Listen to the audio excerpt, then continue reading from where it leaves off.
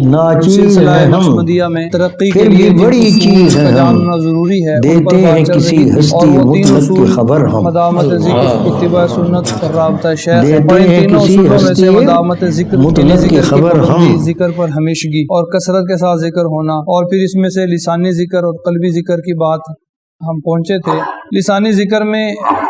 3 تسبیحات حضرت ارشاد فرمایا کرتے ہیں، ایک استغفار کی تسبیح، دوسری درود شریف کی تسبیح، اور تیسرے کلمے کی تسبیح۔ چوتھی تسبیح بھی آج کل حضرت ارشاد فرماتے ہیں کلمہ طیبہ کی بھی ایک تسبیح پڑھی لی جائے۔ دوسری تسبیح یعنی درود شریف کی تسبیح، صبح و شام درود شریف پڑھنے کا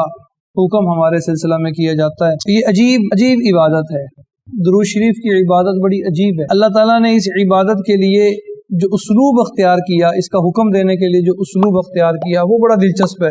اللہ تعالیٰ نے نماز کا حکم قرآن مجید میں دیا، مومنین کو مخاطب ہو کے فرمایا بھئی نماز پڑھو، اقیموا الصلاۃ، جماعت کے ساتھ نماز پڑھنے کے لیے فرمایا وارکعوا مع الراکعین، سجدہ کرنے کا حکم دیا۔ اللہ تعالیٰ نے زکوٰۃ کا حکم دیا، وآتوا الزکوٰۃ فرما دیا، بھئی زکوٰۃ دو، تمہاری ذمہ داری ہے کہ تم زکوٰۃ دو۔ روزوں کا حکم فرمایا کتب علیکم الصیام، حج اور عمرے کے بارے میں فرمایا واتموا الحج والعمرہ، یعنی ڈائریکٹ امر آ گیا۔ استغفار پڑھنے کا فرمایا استغفروا ربکم۔ تو جس بھی عبادت کا اللہ نے قرآن مجید میں حکم دیا ہے، اس عبادت کو اللہ نے ڈائریکٹ بیان کر دیا کہ بھئی تمہارے ذمہ یہ عبادت ہے، تم نے یہ کرنی ہے۔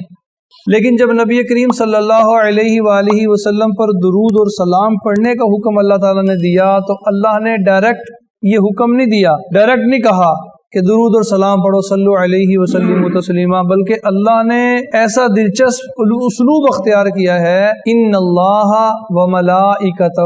یصلون علی النبی، یہاں تک کہ الفاظ اللہ تعالیٰ نے اضافی استعمال فرمائے، اللہ بھی، اللہ کے فرشتے بھی نبی کریم صلی اللہ علیہ وآلہ وسلم پر درود پڑھتے ہیں، یصلون علی النبی، اور پھر مخاطب ہو کے فرمایا یا ایھا الذین آمنوا صلوا علیہ وسلموا تسلیما۔ یہ وہ عمل ہے جس عمل کو اللہ بھی فرماتے ہیں، اللہ نے خود بھی کیا،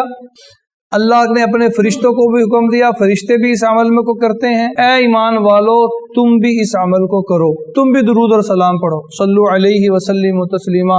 اللہ نے اس حکم کو اپنی ذات کے ساتھ بھی منسوب کیا ہے کہ میرا عمل بھی یہی ہے، میں بھی یہی کرتا ہوں۔ گویا یوں محسوس ہوتا ہے کہ اللہ کا وظیفہ، اللہ کے کرنے کا کام جو اللہ نے اپنی ذات کی طرف منسوب فرمایا ہے، وہ فرشتوں کا وظیفہ یہ پھر اللہ نے خود بھی کیا۔ یہ اگرچہ اس میں تفصیل ہے کہ جب صلو کی اسے اللہ کی طرف منسوب کیا جائے گا تو اس کا مفہوم اور ہوگا، جب فرشتوں کی طرف منسوب کیا جائے گا تو اس کا مفہوم اور ہوگا، اور جب انسانوں کی طرف منسوب کیا جائے گا تو پھر اس کا مفہوم اور ہوگا۔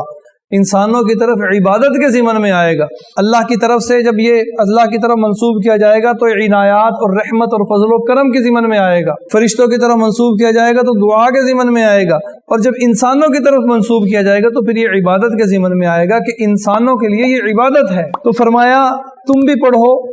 درود اور سلام نبی کریم صلی اللہ علیہ وآلہ وسلم پر پڑھنے کے لیے اللہ نے یہ انداز اختیار کیا ہے، اپنی طرف بھی منسوب کیا، فرشتوں کی طرف بھی منسوب کیا، پھر حکم دیا، اور یہ بڑی عجیب عبادت ہے۔ جتنی بھی عبادات کا تذکرہ آیا ہے، اکثر عبادات کے بارے میں یہی ہے کہ جب کوئی بندہ وہ عبادت کرتا ہے تو اس کی نیکی لکھی جاتی ہے، نیکی لکھی جاتی ہے۔ بعض عبادات میں یہ بھی آیا ہے کہ جب کوئی بندہ عبادت کرتا ہے تو اس کی نیکی بھی لکھی جاتی ہے، گناہ بھی معاف ہوتے ہیں۔ اور